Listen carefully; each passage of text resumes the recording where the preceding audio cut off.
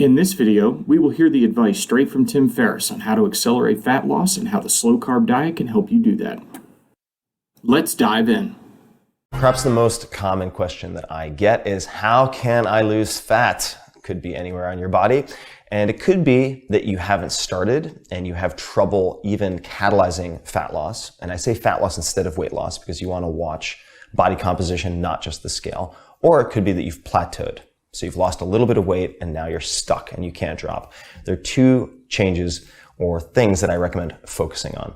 The first is breakfast. If you nail breakfast, even if you don't change any of your other meals, any other behaviors, that is often enough to lose 10 to 20 pounds per month of fat. And I've seen this thousands of times now.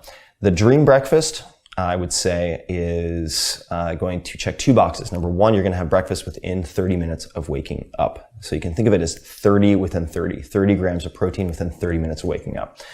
And the meal that I would suggest is something like 2 or 3 eggs. Then you have lentils or black beans, and then some type of green vegetable like spinach, right? You don't have to do that. You could just have black beans or something like that. Amy's Organic Medium Chili, this one I used this morning, for instance, right out of the can, plus some eggs. And you get two things. You get protein, which has a high thermic effect of food and will inhibit your appetite somewhat for the rest of the day. So you might consume, say, anywhere from 20 to 30% fewer calories than otherwise. You're also consuming a lot of fiber, which is going to leave you feeling full, satiated for many hours afterwards. This is a really, really key component. All right, so breakfast, that's it, simple. Early, and also checking the protein and fiber boxes.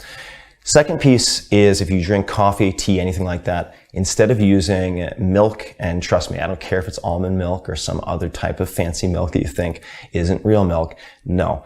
Almost all of those are going to spike insulin and glucose levels. Use a tablespoon or two of full fat cream instead. And then if you want a little bit of flavor, add some cinnamon to that. And with that change alone, even if you don't handle the breakfast piece, I've seen people lose, yet again, 10, 15 pounds in a given month. So those are two very simple things you can do. And overarching that, remember, fat loss, 99% diet. You can't outwork your mouth. So focus on the food. Now, since Tim focused so much on breakfast in that first clip, here is a clip of Chef Mark Garcia making a delicious slow-carb breakfast. So Tim, this is for you. I'm glad to hear that you're finally realizing that you don't microwave eggs for breakfast. One, they taste very rubbery, they taste very flat. Those plastic containers, I'm not even going to get started in on what you're doing with that. Glad to see you're at least using glass. But Tim, cooking eggs in a microwave is kind of like saying, if I just squeeze these grapes right now, they'll be just as good as this Quintessa wine, one of my favorites from Napa Valley. Technically, you could be close, but nowhere even near it. So I think you had mentioned in your cooking video that you wanted to make things easy for cleanup. One of the things that I would suggest doing, and in every town that your readers of the book have, there's a restaurant supply place.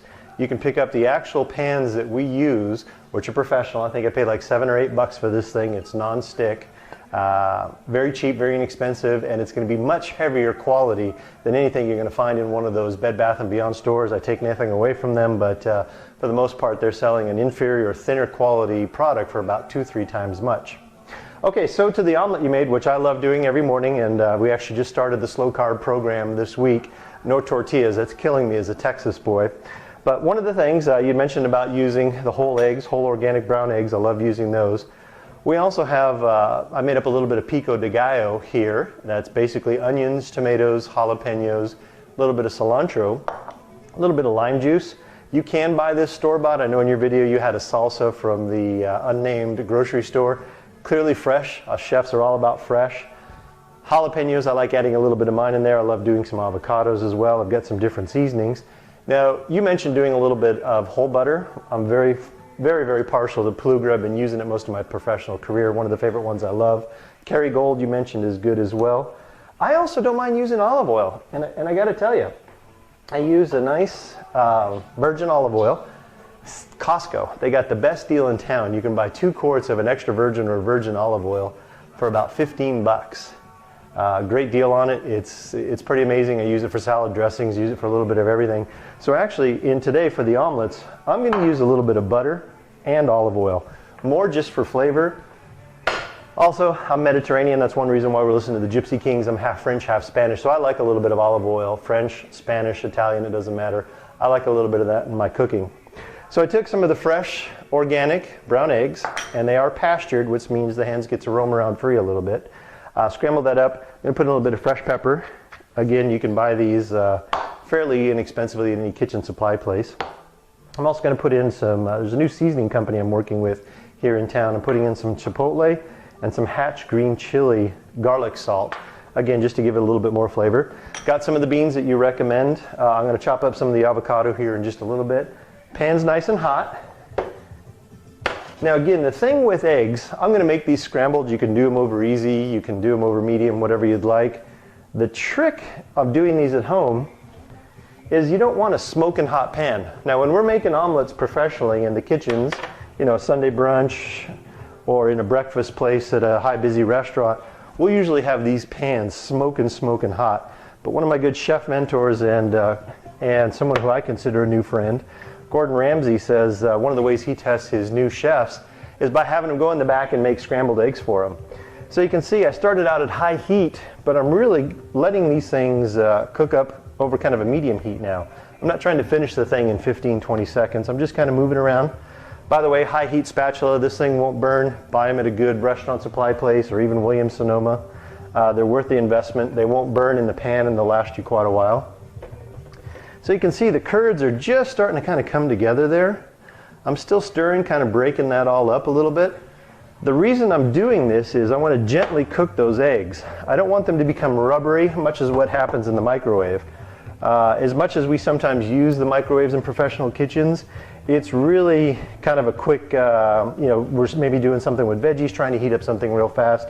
But for something as nutritious and fun and delicate and pleasurable as scrambled eggs, I wouldn't use a microwave. Again, you can go back to my wine analogy that I'm doing. Okay, everybody likes their eggs done different ways. Some like them super dry. My daughter tends to be one of those ones that likes them super dry. I kind of like putting in a little bit of the curds in here. And you can see I pulled this off the heat. You can see how fast that was. I'm just moving that around. Now at this point, you could add in cheese. We're not going to in this recipe because I'm in the first phase of the slow carb meal plan. Shut my burner off. And those are still going. I'm going to put in some of the beans.